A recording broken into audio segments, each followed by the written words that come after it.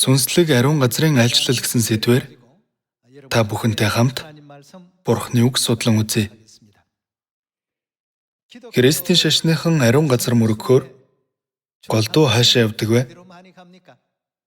Иерусалим руу ихэвчлэн явдаг. Тэгвэл сүнслэг ариун газрын айлчлалаар хаашаа явах ёстой вэ? Сүнслэг Иерусалим руу явж ариун газрын айлчлал хийх нь мэдээж биш үү? Иерусалим ариун газрын айлчлал үнэхээр утга учиртай. Бусад ариун газруудад мөрөгхөөр айлчлах чухалч хүмүүс ер нь Иерусалим ариун газарт айлчлахыг хамгийн утга учиртай гэж үздэг гин. Бид ч сүнсээр Иерусалим болох Тэнгэр их рүү ирэх нь хамгийн утга учиртай ариун газрын айлчлал биш гэж үү?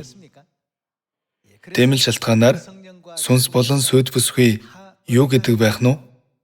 Ирээрээ гэдэг. Ирж Бурхантай уулзаж улмаар хүссэн сүнслэг өрөөл бүх хүсэл мөрөөдлөө биелүүлээд буцгалсан Бурханы хүслийг өнөөдөр Библийн үгээр хамтдаа судалцгаая. Илчлэл 1-р бүлгийн үгнээс харцгаая.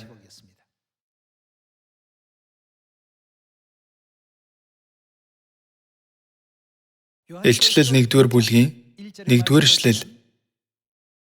Удахгүй болох ёстой юмсыг боолууддаа үзүүлэхийн тулд Бурханаас түүнд өгсөн Есүс Христийн илчлэл. Тэнгэр элчээ тэрээр илгээж Боол Иохандаа үүнийг мэдүүлсэнд тэрбээр Бурханы үг болон Есүс Христийн гэрчлэлийг мөн үдсэн бүхнээ гэрчилсэн болоо. Энэхүү иш үзүүлгийн үгсийг уншигч ба сонсогч мөн үүнд бичигдсэнийг сахигчд нь ерөөлтэйе. Учир нь цаг ойрхон байна гэжээ. Өнөөдөр бидний анхаарах ёстой хамгийн чухал асуудал бол сүнслэг ариун газрын айлчлал. Үүний гүн утга учирыг судалбал Иерусалим Тэнгэр их рүү хэн ирэх вэ гэсэн асуулт гарч ирнэ. 3-р эшлэлд энэхүү иш үзүүлгийн үгсийг уншигч нь ерөөлтэй, сонсогч нь ерөөлтэй. Мөн үүнд бичигдсэнийг сахигчд нь ерөөлтэйе гэсэн байна. Бид зөгнөлийн үгсийг уншиж байгаа, сонсож байгаа, мөн үүнд бичигдсэнийг сахижж байгаа. Тийм байхаа? Уншиж, сонсож, сахиж бүгдийг л бид одоо хийж байна. Иерусалим Тэнгэр эхийн энгэрт бүгд иргэн ирэх ёстой гэж Библи зөгнөдөг. Энэ дүр зургийг зарим нь зөвхөн уншаад л өнгөрч, зарим нь зөвхөн сонсоод л өнгөрч, ямар нэг үйлс гаргадаггүй хүн ч олон. Бүр огт уншдагчгүй, сонсдогчгүй, ийм зөгнөл байгааг ч хүртэл мэддэггүй хүн ч их байдаг. Харин Солонгост байгаа болон дэлхийд дахны бүх сионы хүүхдүүд зөгнөлийн үгсийг уншиж, сонсож, сахиж байна. Тиймээс унших өрөөл, сонсох өрөөл, сахих өрөөл гэсэн энэ 3 өрөөлийг бид одоо авч байгаа гэдэгтээ цаг үргэлж Бурханд талархал, яруу алдар өргөдөг байх учиртай юм. Тэгвэл Библиэд тэмдэглэгдсэн зөгнөлийн үгийг уншиж, сонсож, ном ёсоор нь сахиж хэрэгжүүл гэсэн утгатай байхаа. Библиэд Иерусалим Тэнгэр эхийн талаар хэрхэн зөгнсөн байдгийг судлая. Галаат 4-р бүлгийн 26-р ишлэлийг харцгаая.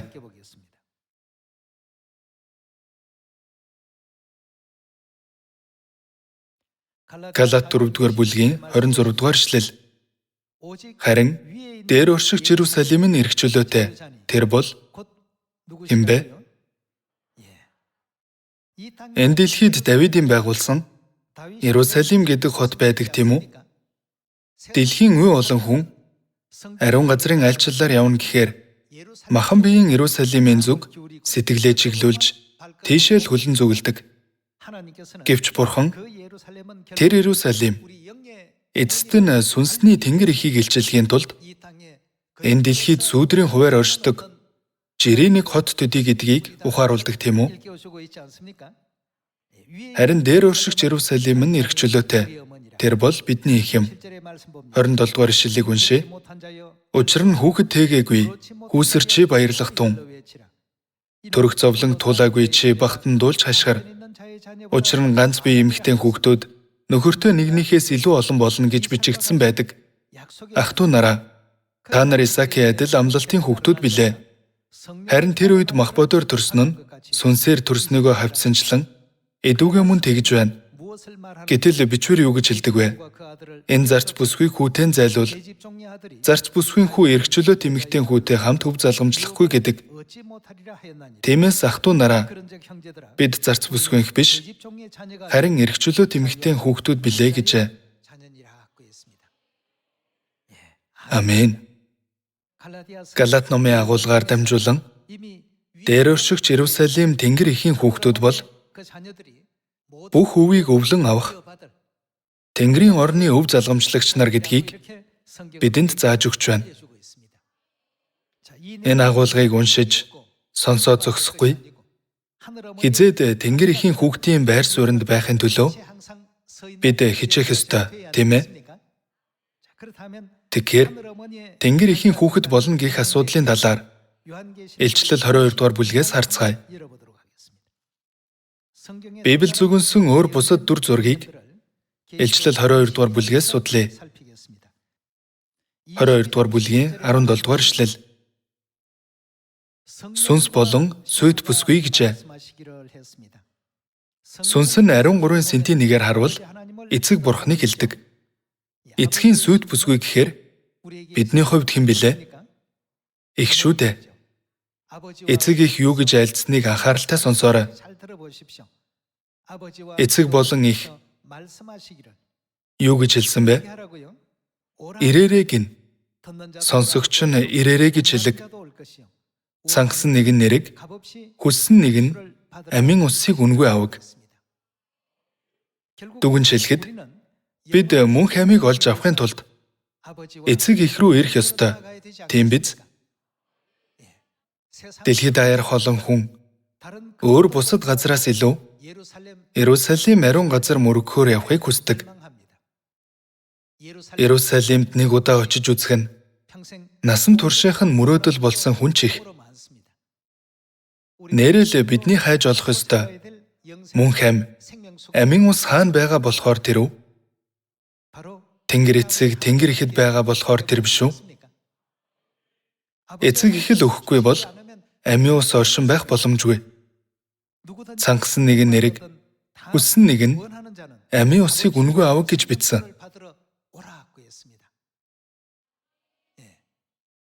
Тэгвэл бид Библийн зөгнөлд дагуу сүнс болон сүйт бүсгүй болох эцэг бурхан болон их бурханы оршдог газрыг хайж олох ёстой. Эцэг их бурхантай уулзсан хүмүүсийг дэлхийн хамгийн өрөөгдсөн хүмүүс гэж үзэж болно. Үнэхээр л бид өрөөл хүртсэн хүмүүс. Бид хэдийн Иерусалимийн ингэр тэврүүлчихсэн.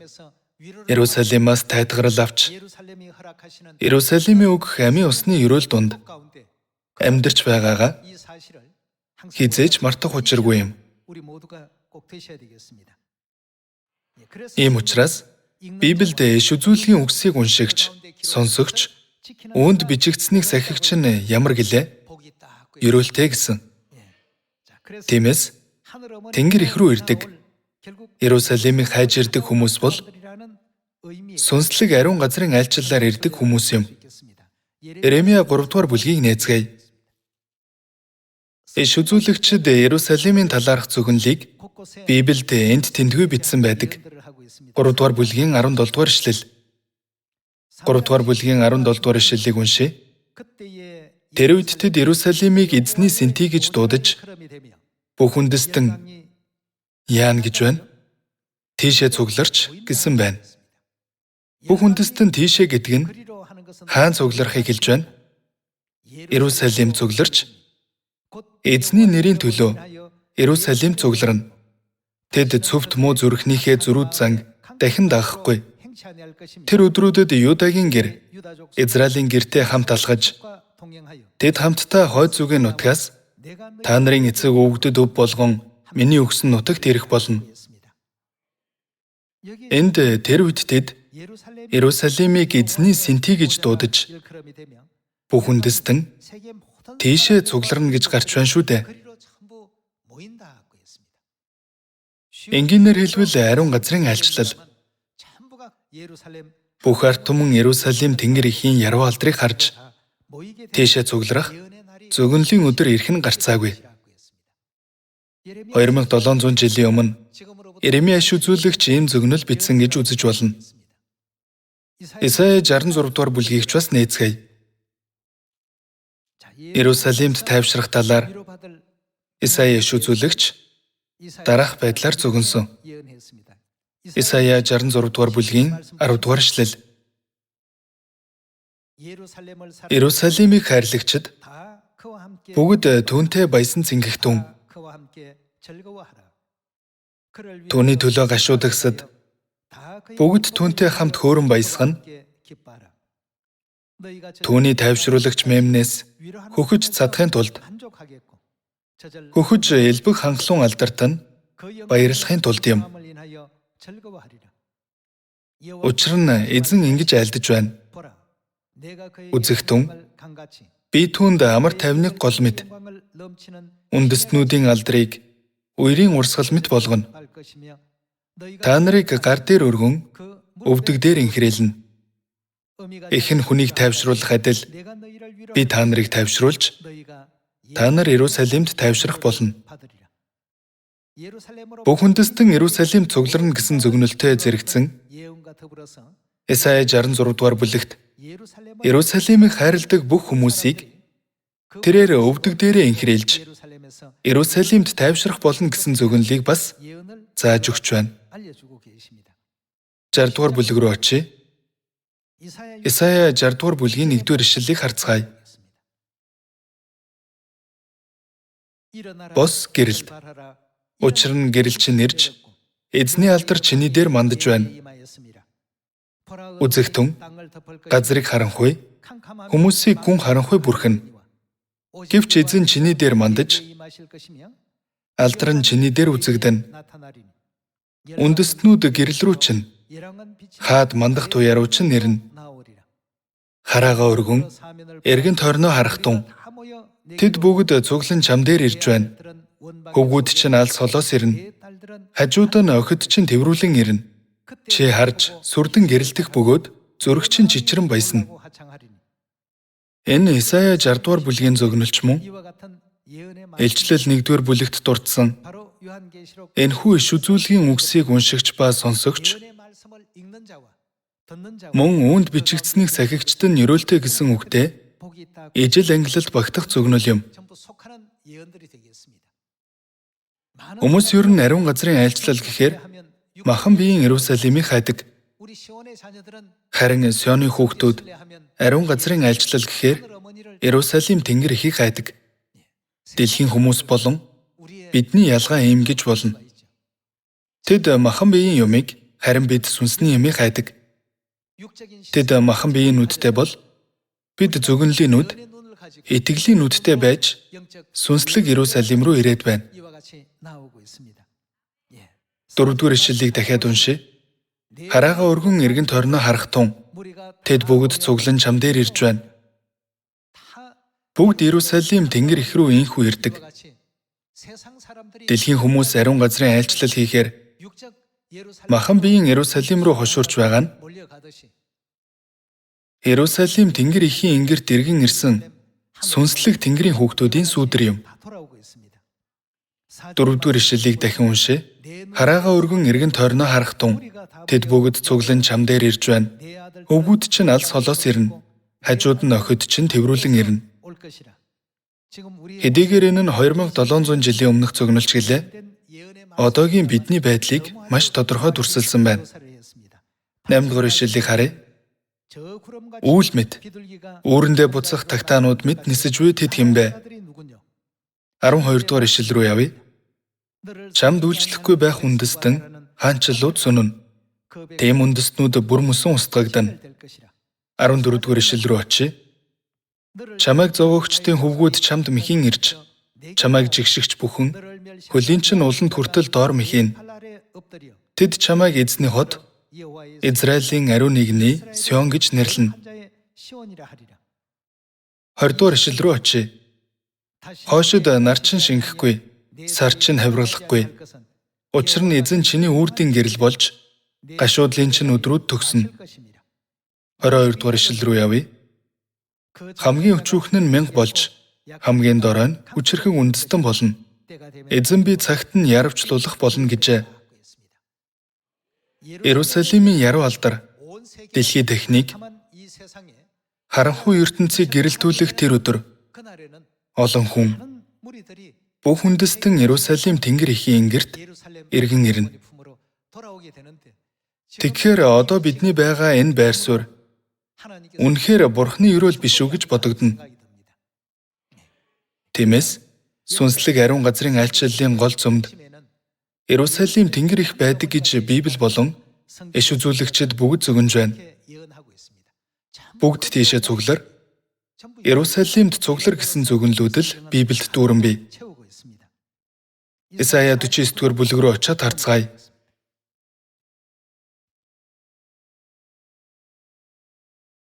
Исая 49-р бүлгийн 18-р ишлэл.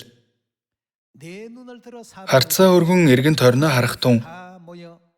Тэд бүгд хамтдаа цуглан чам руу ирж байна. Би амьд химэн эзэн тунхаглан чи тэднийг чимэглэл мэт зөөж сүд бүсгүй мэт тэднэр гоёх болно. Учир нь балгас болон хоосорсон газрууд сүнсэн нутагч нь оршин суухад хэтэрхий давчдаж чамайг залгигчд холдоно. Эндснээс хойш хүүхдүүд чинь чихэнд энэ нутаг надад хэтэрхий давчуу тул надад амьдарч болох газар өгөөч гэж хэлнэ. Тэгэхэд чи зүрхэндээ би хүүхдүүдээсээ хагдсан хүүсэр цөлөгдсөн болоод тэнүүлж тул хэн тэднийг надад төрүүлэх вэ? Хэн тэднийг өсгөх вэ? Үзэгтэн би ганцаараа үлджээ. Тэд хаана байваа гэж хэлнэ. Эзэн бурхан ингэж айлдаж байна. Үзэгтэн би мутраа үндэстнүүд рүү өргөн ард түмнүүдэд тугаа босгоно. Тэд хөвгүүдийг чинь ингэртээ, охидыг чинь мөрөн дээрээ яана гэж байна. Энд ч бас авчирна гэсэн байна. Авчирна. Хаад чиний тижээгчд, хаттан чиний өрлөг их болж, өмнө чинь нүрэ газар түртэл мэхийн, хөлийн чинь тоосыг долооно. Надад итгэн найдагчид ичгүүрт орохгүй учраас намайг эзэн гэдгийг чи мэдэх болно. Исая 49-р бүлгийн агуулгач мөн Тэнгэр Иерусалим эхийн ингэрт эргэн ирэх хүүхдүүдийн талаар ухааруулж байна. Исая 62-р бүлэг рүү очиод харцгаая. Исая 62-р бүлгийн 6-р ишлэл. Иерусалима би хэрмэн дээр чинь харуулуудыг тавив. Тэд өдөрч шөнч дууга хураахгүй. Эзнийг дурсагч нараа бүү амрах тун. Тэр босгон байгуулж хэнийг гэж байна? Иерусалимыг гэсэн нь Иерусалим сүнсний тэнгэр эхийн оршихуйг хүүхдүүд бидэнд зааж өгч байна. Иерусалимыг газрын юу болгох уу? Магтаал болгох хүртэл нь түүнд бүү амралт өгөхтүн гэжээ. Эцсийн эцэст бидний үүрэг бол Иерусалимийн хэрмэн дээр харуулын үүрэг гүйцэтгэх. Тэгвэл бид дэлхийн бүх хүнд хэнийг тунхаглах ёстой вэ? Иерусалимийн яруу алдрыг илчилж тунхаглах ёстой. Та бүхэн Иерусалим тэнгэр эхийг хүлээн авч уулзах нь л хамгийн ерөөлтэй ариун газрын айлчлал байх болно гэж бид бүхэн зарлан тунхаглах ёстой биз дээ. Иймээс л сүнс болон сүд бүсгүй дэлхийн бүх тэнгэрийн хүүхдүүдтэй хандан Над руу бүгд ирээрэй гэж байгаа нь Илчлэл 22 дугаар бүлгийн 17 дугаар ишлэлийн зөгнөлд гардаг. Үүнээс гадна Бурхан бүх үндэстэн Иерусалим руу цудхан ирнэ хэмээгээд хаад чиний тижээгчид хаттан чиний өрлөг их болно. Өмнө чинь нүрээ газар хүртэл мэхийн хөлийн чинь тоосыг 7 гэж зөгөнсөн. Исая 62 дугаар бүлэг, Исая 66 дугаар бүлэг, Исая 60 дугаар бүлэг, Исая 49 дугаар бүлэг, Галаат 4 дугаар бүлэг, Илчлэл 22 дугаар бүлгийн зөгнөлүүдийг Бурхан нэг гинжин хэлхээ мэт холбосноор алдагдсан ах эгч дүү нар Иерусалим тэнгэр эхийн энгэрт иргэн ирэх юм. ертөнцийнхэн үүнийг хараахан мэдэхгүй байна. Сүнслэг Иерусалимд айлчлах нь хамгийн ерөөлтэй, өөрсдийн хүсэл мөрөөдлөө биелүүлэх цорын ганц зам гэдгийг бид бүхэн заавал мэдэх ёстой. Иймээс 2000 жилийн өмнө Бурхан Есүс гэдэг нэрээр энэ дэлхийд ирээд Үйлс 1-р бүлэгт Иерусалимыг үл орхиж Иерусалимд бай. Тэгвэл та нар Тэнгэрээс миний эцгийн амласан бэлгийг хүлээн авах болно гэсэн байдаг. Тэгээд авсан бэлэг нь юу байлаа? Пентекостийн өдөр эхний бороо ариун сүнс аваагүй гэж үү? Үйлс 1-р бүлгийг нээцгээе. Махан биеийн Иерусалим, сүнсний Иерусалим гэж бий. Махан биеийн Иерусалимаар дамжуулан сүнсний Иерусалимийн талаар ойлгуулах гэсэн нь Бурханы хүсэл гэдгийг сайн бодоорой гэх байна. Үйлс 1-р бүлгийн 3-р ишлэлийг харцгаая.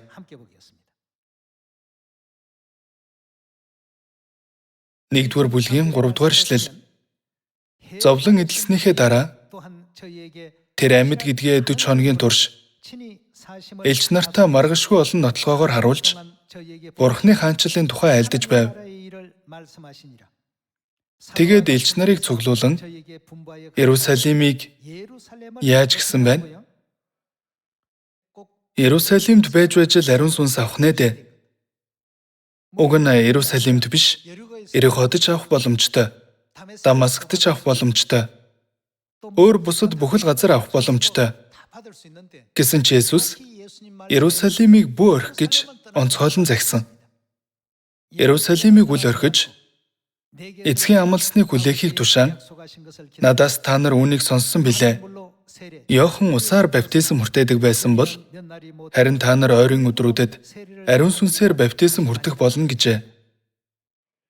Иймд Есүсийн тушаалыг дагаж шавнар нь түүнийг тэнгэрт одсон өдрөөс эхлэн 10 хоногийн турш шаргуу залбирч Үйлс 2-р бүлэгт Пентекостийн өдөр юу авлаа? Эхний бороо ариун сүнсээр дүүрсэн шүү дээ.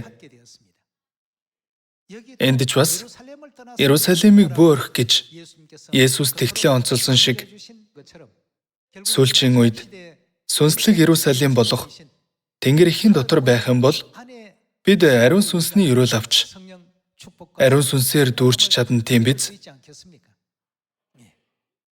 Тиймд 2700 жилийн өмнө Исая, Иремья зэрэг иш үзүүлэгчид Иерусалим руу дэлхийн бүх ард түмэн цуглана гэж тэмдэглэсэн. Исая 60-р бүлэгт Иерусалимийн яруу алдрын гэрэл гэрэлтэх үед хаад, үндэстнүүд, өвгүүд охид чинь ирнэ гэж бичсэн. Үйл мэд, үүрэндээ буцах тагтаанууд мэд ирэх болно гэж бий.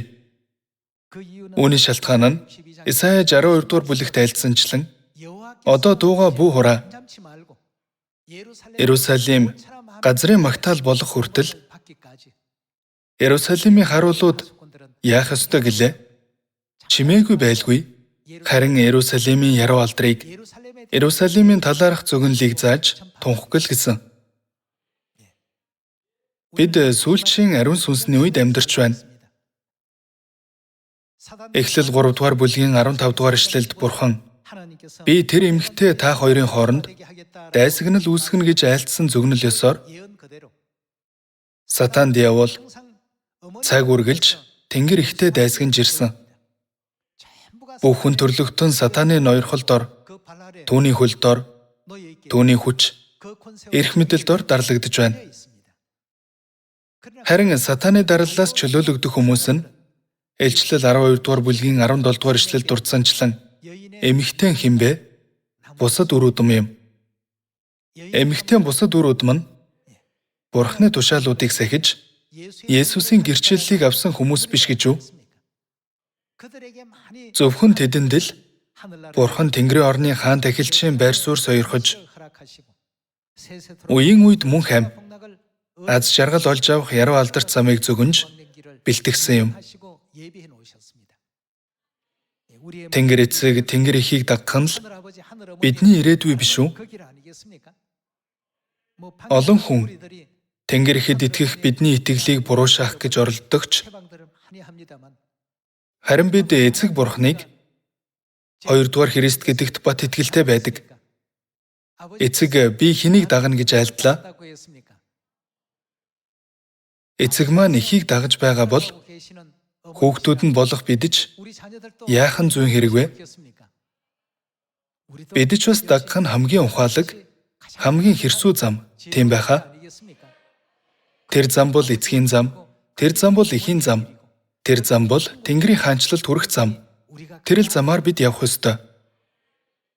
Тиймээс л Мика 4 дугаар бүлэгт тэрээр замаа бидэнд яана гэлээ? Заана гэсэн. Бид тэр замаар нь алхах болно гэж би. Би эхийг дагна хэмээсэн үг нь бидний бичсэн үг биш. Хэний сургаал вэ? Эцгийн маань сургаал шүү дээ. Тиймээс бид мөнхийн Тэнгэрийн хаанчлалд Тэнгэр ихтэй хамт мөн хам аз жаргал эдлэх Тэнгэрийн хүүхдүүд болохын тулд эцсээ хүртэл энэ замаар явцгаая. Энэхүү иш үзүүлгийн үгсийг уншигч болон энэ зөгнөлийн үгсийг сонсогч мөн эдгээрийг сахигч нь ямар гэлээ? Ерөөлтэй гэсэн. Тэнгэрийн ерөөл хүлээн авах хүмүүс эдгээр үгсийг харж, сонсож, мэдэрч, ойлгож чаддагч. Тэнгэрийн ерөөл авахгүй хүмүүс яах билээ? Тэд харавч сухааран сонсовч үл сонсдог агаад ойлгодогч вэ? Тэдэнд зүрх сэтгэл байдаг ч ялгаж чаддгүй. Харин та нарын нүд хардаг тул нүд чинь, та нарын чих сонсдог тул чих чинь ерөөлтэй гэсэн Есүсийн үгсийг, Библийн сургаалыг өнөөдөр зүрх сэтгэлдээ дахин гүн шингээцгээе. Сүнслэг ариун газрын айлчлалаар хаашаа явах ёстой вэ? Иерусалим руу. Иерусалим Тэнгэр их рүү явах айлчлалыг олон хүнд зааж мэдүүлж дамжуулцгаая гэх байна. Сүнслэг ариун газрын айлчлал гэх энэ сургаалаас ивэл авахыг хүсье. Баярлалаа.